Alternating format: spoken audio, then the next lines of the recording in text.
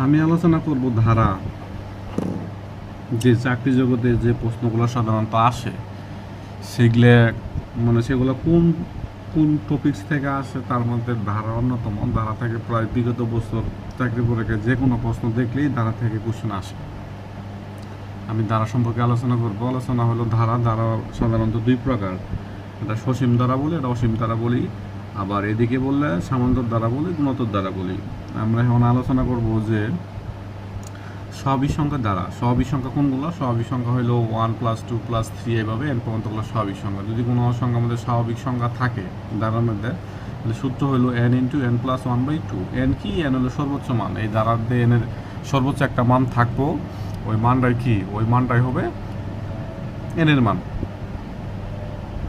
তাহলে যদি এই জায়গায় এন সাপোজ এন ধর 5 থাকো, তাহলে 5 বসাবো। 5+1 6, 5 হয় 30 × 2, তাহলে 15। এক থেকে শুরু করে ক্রমিক সংখ্যা থাকবে, ধারার মধ্যে এক থেকে শুরু করে কী থাকবে? ক্রমিক সংখ্যা থাকবে। শেষ পদটি একটি স্বাভাবিক সংখ্যা থাকবে, এবং শেষ পদ যে কোনো একটা স্বাভাবিক সংখ্যা থাকতে পারে। আমি আর কি এইভাবে সাজাইছি যে ধারা থেকে যেভাবে প্রশ্ন আসে, আমি অনেকগুলা কোশ্চেন সলিউশন করে আমি আমার খাতাতে এইভাবে লিখছি আর কি।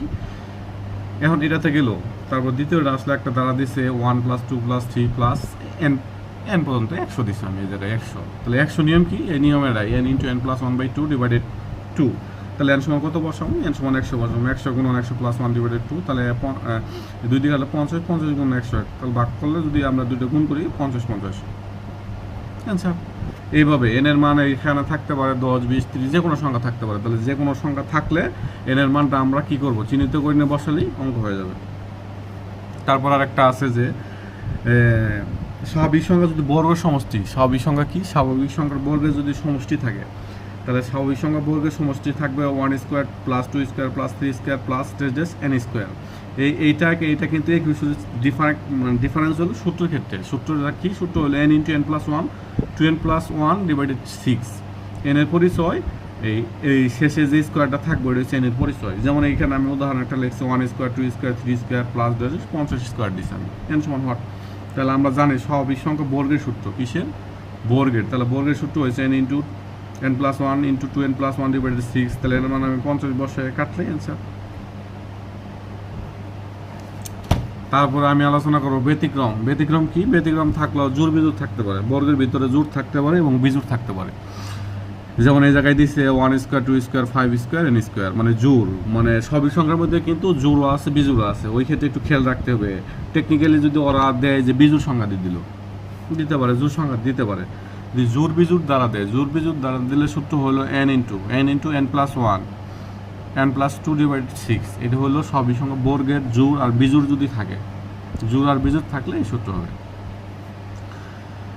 তাই আমার দিচ্ছি 1², 3², 5², 49² দিচ্ছি আমি।